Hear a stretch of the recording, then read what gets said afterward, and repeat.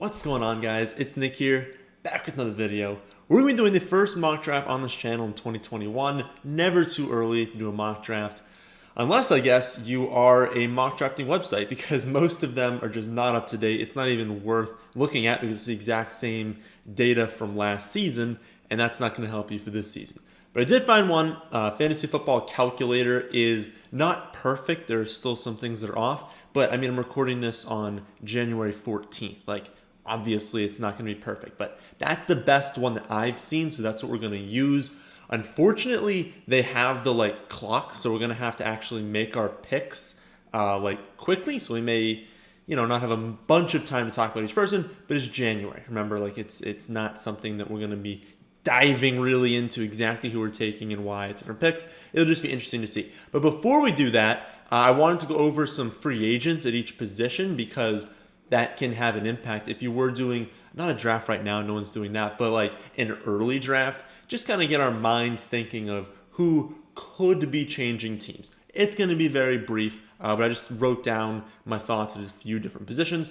But also, I wanted to ask you guys, what content do you want to see more of on both YouTube and on the website? And that's now in the summer. So are there certain videos you want to see now that maybe we haven't done in the past, that we've done in the past, that you want to see more of? And the same thing for the summer. Are there certain videos we do that you want to see featured more? One that I'm absolutely going to do more of is the decision videos. So when you get into the third, the fourth, the fifth round, is there always a decision point that you have to where it's always down to these 2 or 3 different players? I want to do probably once a week a video on that because I think those are really helpful. So let me know in the comment section what videos you want to see, what content you want to see. But let's start this one off. So free agents for quarterbacks, there's a decent list, but honestly, none that are going to be a huge impact. I fully expect Dak to re-sign with Dallas, so that's not going to change anything. Rivers, I don't really know, to be honest, on that one. My guess is that I think it's most likely that he does re-sign, but if it's not him in Indianapolis, I've heard potential for Carson Wentz. I've heard some other guys, but I feel like Wentz is, I guess, the main potential there. But I guess my best guess is that it would still be Rivers if he plays another season. Trubisky, probably going to re-sign with the Bears. That's my thought there. Cam Newton, I do not expect to re-sign with the Patriots, and realize that maybe he's okay for a team that's struggling at quarterback, for their actual organization, real football. But for fantasy, I mean, he's a very, very big downgrade for any of the running backs and wide receivers in that team. Ryan Fitzpatrick could literally sign anywhere. I have no idea where he's going.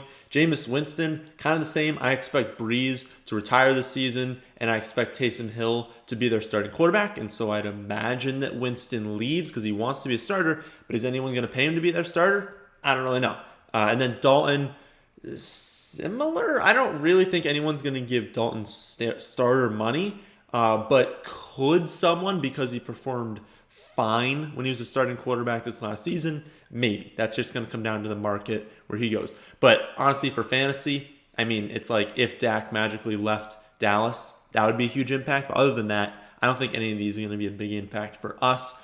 Wide receivers, though, I think these will have impact. So Godwin, I expect to stay in Tampa Bay. Allen Robinson, I do not expect to stay in Chicago. I have no idea where he's going, but I don't think he's going to stay there. Will Fuller, I think, comes down to what they do with Watson. So if they get rid of Watson, I do not expect Fuller to be oh, I'll come back, to Houston. That wouldn't make any sense. But if they keep Watson, well, then I think Fuller could stay. So since I also think Watson leaves, maybe he goes to Green Bay. Talking about Will Fuller, I don't know, but we'll have to watch that because that would be huge. My goodness, Fuller in Green Bay.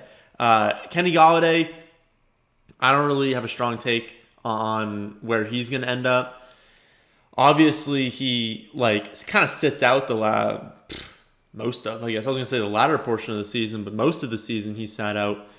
They could franchise tag him. They could fully re-sign him. He could go get a big contract somewhere else. I don't really know what's happening there. Juju, I don't think he's going to stay with the Steelers. They got Deontay Johnson. They've got James Robinson. They've got Chase Claypool. There's no reason for them to give him a big contract. I think someone will offer him a lot of money. Curtis Samuel, another one. I don't really know what's going to happen there. I think someone is going to be willing to pay him a lot of money. He performed really well this season, and he's really young, he's really talented. And so if the Panthers look at that and they're like, I don't know, we've got Robbie, we've got DJ Moore. Do we really need to re-sign Curtis Samuel? Maybe not. And so he could end up leaving if someone gives him a lot of money. Marvin Jones depends on Goliday. Like if Goliday leaves the Lions, I have a hard time thinking they're also not going to sign Marvin Jones because, who are you throwing to at that point? You've absolutely no one left. Because also I believe Danny Amendola, I didn't write him down, but Danny Amendola is a free agent as well. There's a few names I didn't write down, like Keelan Cole as well, but the impact there is to be minor. Corey Davis, I do not expect him to stay with the Titans, and that is a big one. He showed this season that he still has talent, he still has potential in this league, and so if he goes to a team that's going to throw the ball a ton, he could have a lot of fantasy upside. T.Y. Hilton, I think he's going to finish his career with the Colts, and then Sammy Watkins probably only stays in Kansas City if he's willing to accept another contract that's like incentive-based. But if he wants a contract with a lot of guarantees, I don't expect the Chiefs to give that to him. For running backs, there aren't too many. We've got Aaron Jones, Drake, Carson. I would say Aaron Jones is really just not going to re-sign with the Packers. I don't expect them to offer him a lot of money. Kenyon Drake probably will re-sign because I don't really know. I think they'd be willing to pay him, and I don't know if there's another team that would be willing to do that. So I think Aaron Jones is gone. Drake will probably re-sign. Carson, I honestly have no idea. That one's going to come down to what people offer. There's definitely some teams who look at Carson and say, we could feature him. He could be fantastic for us. But then you look at Seattle. Seattle wants to run the ball so much that maybe they're that team that gives him a ton of money. I don't really know what's going to happen there. Carson. We just did that. James Conner. I don't expect him to stay. I think they have enough talent. And I think it's a similar situation where someone's probably going to pay James Conner a little bit, and the Steelers will be like, not for us. James White, I think a lot of teams will be interested in him, but I think my guess would be that he stays in New England. Not a strong take there, though. Mike Davis, I do expect to leave the Panthers because he showed that he's good enough to warrant like a decent contract, and there's no way the Panthers are going to say, we'll pay our backup a decent amount of money. I think someone's going to give him money, and it's probably not going to be the Panthers because they already have a running back. And then Le'Veon Bell, depends on the playoffs. If he does really well, maybe Clyde needs a little bit more time to recover and Bell goes off in the playoffs, someone will give him money. But if he does nothing in the playoffs, I don't know. He kind of might be done at this point. Final guys, we're going to do tight end, Hunter Henry, Jonnu Smith, Gerald Everett, and Gronk. Gronk, there's no way he signs anywhere but the Bucs, so he's either going to retire or sign with the Bucs. Gerald Everett, I don't think the Rams are going to keep him. That could be a nice one because he's very talented, very athletic. If he goes to a team that is just going to let him run routes on like 80% of dropbacks, that could be nice. Jonnu Smith, exact same way. I don't expect him to sign again with the Titans, and he is really, really athletic, like one of the most athletic tight ends in the league. And if he signs somewhere that is willing to feature him, he could be fantastic. And then finally, Hunter Henry, I'd imagine he re-signs with the Chargers, so nothing really going to change for him. So, I feel like I want to refresh this because I don't really know if those are accurate. We are going to do 12-team full PPR. We'll try and grab, I kind of want to do one with no person. I guess 9. I don't know. Nick. Enter that draft. I kind of want to do one, like I was saying, without a person because we run the risk of them joining and then not actually drafting. Whereas with the computer, they're just going to shoot through our turns and we can actually do this consistently without waiting for a person. But also the shot clock here is like 45 seconds, so I guess it's not the end of the world. But yeah, so I looked at the ADPs. I guess we can come down here. We can hide drafted players like I always get screamed at to do. I think this is like the best. I scrolled through them. Obviously, as we get mid and late, it's not going to be fantastic. I don't think there's going to be rookies in it. I didn't actually look.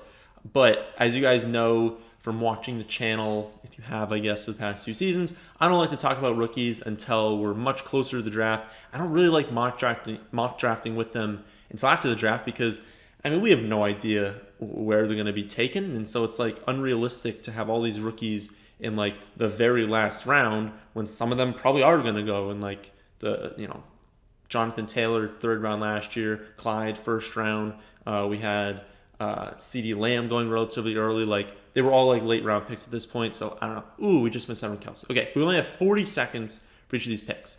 So it starts off McCaffrey, Derrick Henry, Kamara, Devonta Adams, then Cook, Barkley at 6, Nick Chubb, and Travis Kelce. So wide receivers, we could do Hopkins, Metcalf, Michael Thomas. Running backs, we can do Aaron Jones, Zeke, Eckler, Jonathan Taylor.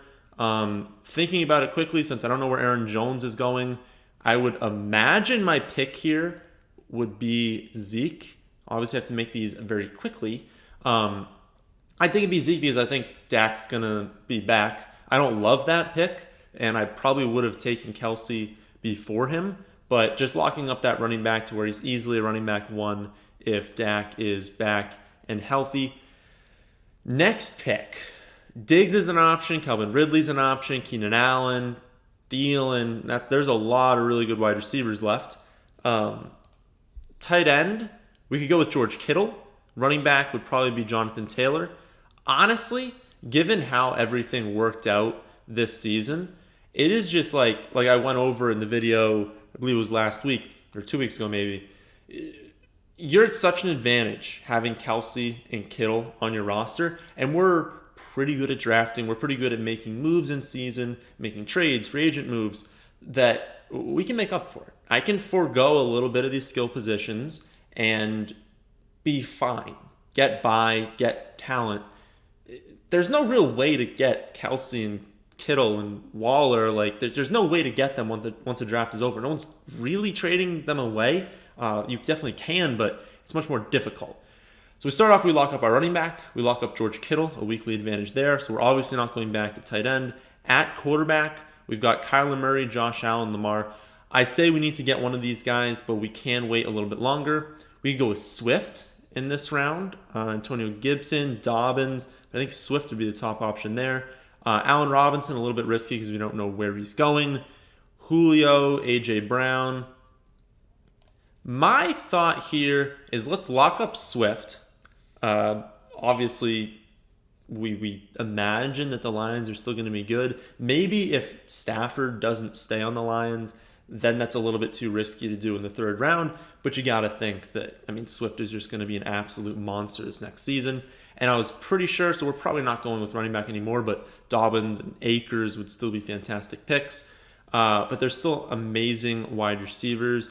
Amari Cooper, of course, we can just go for the stack and just assume that Dak is back. But Amari Cooper's there. Chris Godwin, Goliday, Will Fuller, potential that he goes to Green Bay.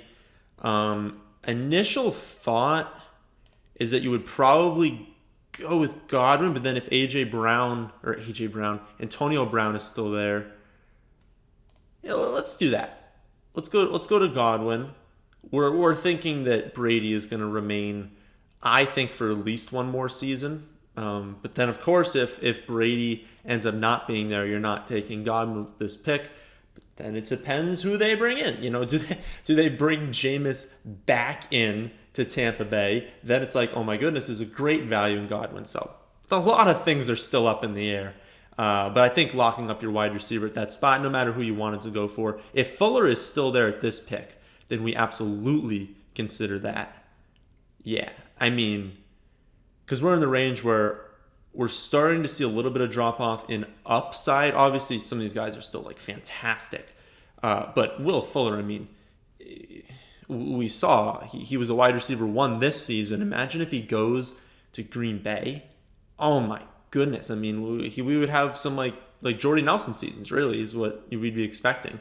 So it's him, or we grab our quarterback. Unfortunately, a ton of those guys are going. We'll just take Will Fuller because I think getting him would be really nice. But we've already seen Mahomes, Kyler, Lamar, Allen, Wilson, Watson, Rodgers, and Dak all go. And so that's 8 quarterbacks, 9 because Brady just went off the board. So we kind of do need to look at quarterback because, we need to lock up that position because it's such an advantage having these studs. But what's up? It's probably Herbert, Burrow, Hurts, Tannehill. There's still some good options left, but Jalen Hurts is going to be the quarterback of the Eagles, and I think that's pretty much a no-brainer. As far as him versus Herbert, I really do think it'd be Jalen Hurts. Just getting that mobility. It is so important. Having a guy that can rush for 50 yards, can rush for 100 and a touchdown. I mean, it's like a cheat code, really. And oh my goodness, the wide receiver run. So after I take Jalen Hurts, Lamb, Juju, Boyd, Deontay, Chark, Odell, and Cooks just go right in a row. Tight ends are starting to fly off the board. Herbert's gone. So initially, it's looking like people kind of see. I mean, people. I don't really know who made this, but that's the viewpoint this season. Is you got to lock up one of these quarterbacks relatively early. And I know going through this fast, we're gonna like break this down afterwards. Running backs at this point, honestly, like AJ Dillon looks decent, but I don't see anything that's jumping out, so we'll probably just forego that pick. Chase Claypool looks nice. DJ Moore looks nice. T. Higgins, I feel like that would T. Higgins might be the next pick. We'll go with DJ Moore first because, like I was saying earlier, if Curtis Samuel is gone and DJ Moore kind of came alive a little bit towards the end of the season, get rid of Curtis Samuel, and that's a lot of targets that are opening up. And yeah, so all the other wide receivers are still there. So yeah, I think let's say also Juju's gone. I mean, Claypool, my goodness, the upside of Claypool is incredible. So you're basically down to Claypool and T. Higgins with this pick, in my opinion. Yeah, I mean, those are like the clear top options. I guess maybe take Claypool and then hope that Higgins is there in the next round, because then we just started off Godwin, Fuller, Moore, Claypool, Higgins. And I would feel very, very confident in those 5. And then after that, I mean, we can just start grabbing some high upside running backs. I really don't think he's going to be there, though. Yeah, there's only 2 left. See Jarvis go. We see a ton of wide receivers going. There's Higgins. That's unfortunate. Who's another guy we could take? Gallup. Gallup would be perfectly fine. Marquis Brown is a full PPR league, though. Sterling Shepard, not bad, but they could bring in a wide receiver. Corey Davis could honestly just go to a team that's willing to use him a lot. Same with Curtis Samuel. Curtis Samuel is honestly probably a good pick there because you're assuming that he leaves if you take him. But I think I can wait on some of those guys. AJ Dillon's the one that I know it's a full PPR league that we clicked here, but I mean, just imagine if they don't re-sign Aaron Jones, like AJ Dillon. I don't want to compare him to Derrick Henry because that's like a little bit absurd to think that someone can, like literally anyone can be Derrick Henry, but it's that same sort of mold where it's like touchdowns and yardage should be there in the majority of weeks, and so that's a lot of upside for the 9th round. Again, Aaron Jones would have to leave for you to actually even make that pick. Damian Harris, probably your top option. See, we have some rookies here, but I don't want to take the rookies because we don't know where they're going, and it's a little bit unfair to take them super low if they're going to end up being taken early. I feel like Harris would be the pick here, though. I mean, he already is the starting running back, so you're taking a starting running back there.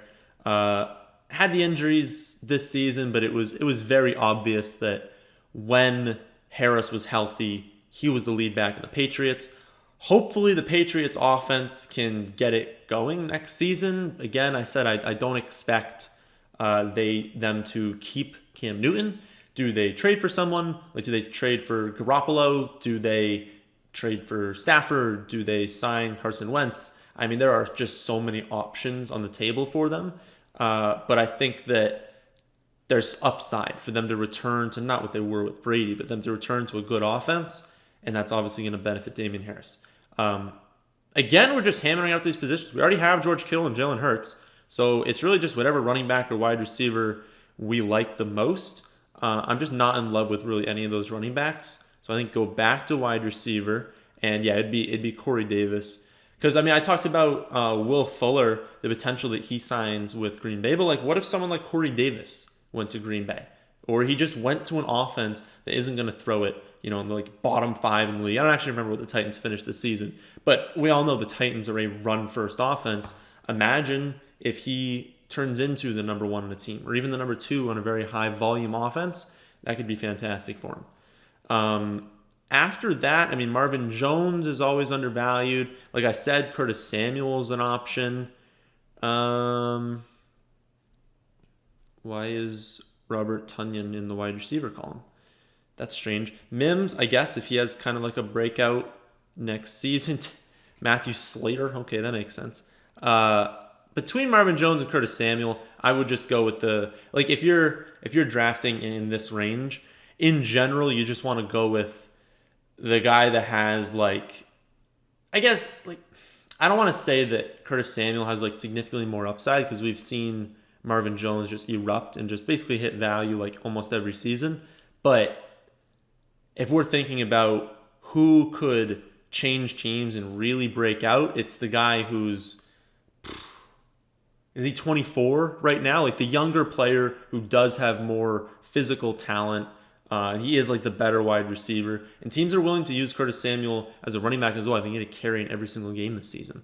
I don't know how many rounds this is. 15 rounds. So one more, and then we will abide by the defense and the kicker rules. I mean, I would say I have 6 and 4, so I guess you would lean toward just grabbing that 5th running back.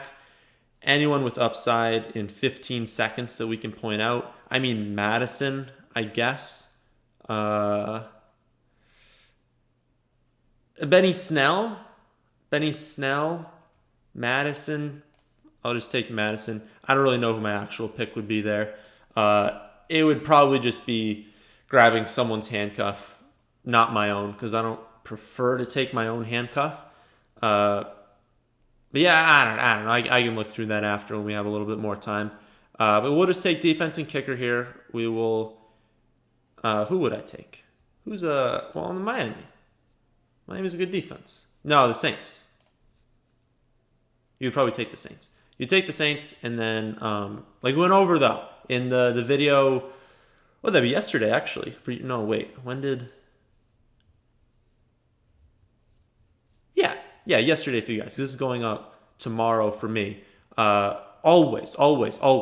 Defense, second to last round. Kicker, last round. I know you think that you're gaining some advantage by taking a good defense really early or a kicker really early, but you're not. You're not getting an advantage. It's just not worth taking them early. Who would we go with? It's my turn now. Probably Prater, because you'd think that the line's going to be better and he is a good kicker. Yeah, Prater. I don't really see any that are jumping out to me right now. So we'll just grab Prater. Again, it doesn't matter. You find an offense that's got decent scoring chances and you take their kicker. As long as they're a decent kicker. But we will exit that and we will just go over the team. So we went through it very quickly. But the starting lineup, and remember, this is a full PPR league, and I'm just assuming it's 2 running back, 2 wide receiver, and flex. Doesn't actually say, but that's what I would assume it is. Jalen Hurts, a quarterback, 6th round. Now that's gonna seem really early to most everyone watching this video, and maybe you're looking at this oh Nick, this isn't gonna happen. Every year we see a few quarterbacks go early, but we're not gonna see all of this. No, I think we are. I think people kind of realize that it was a huge advantage. Basically having one of the top 10-ish, I don't remember exactly how many it's going to be, but around 10.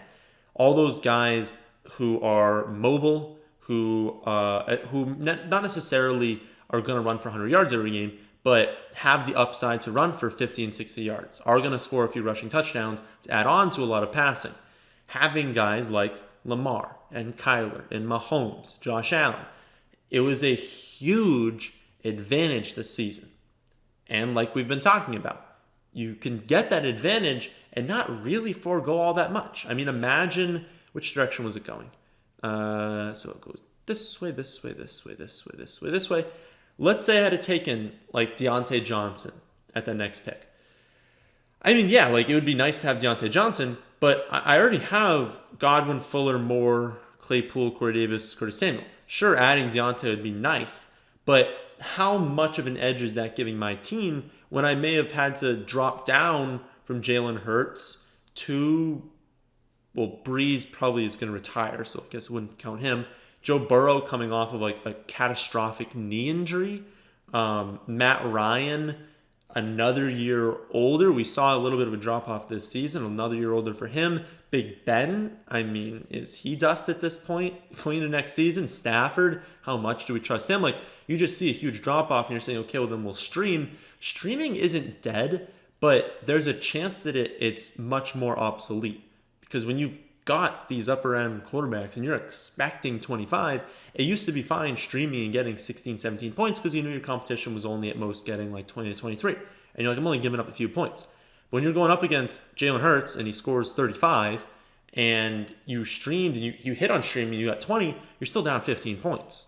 And so since you're not actually giving up that much, it's kind of worth just taking one of these guys. Again, you don't have to if you see incredible value, but it's a good idea. And it's the same thing with tight end. Yeah, I could have waited and got a really nice value like Gesicki. Gesicki's a great value in the 15th round. That's fantastic.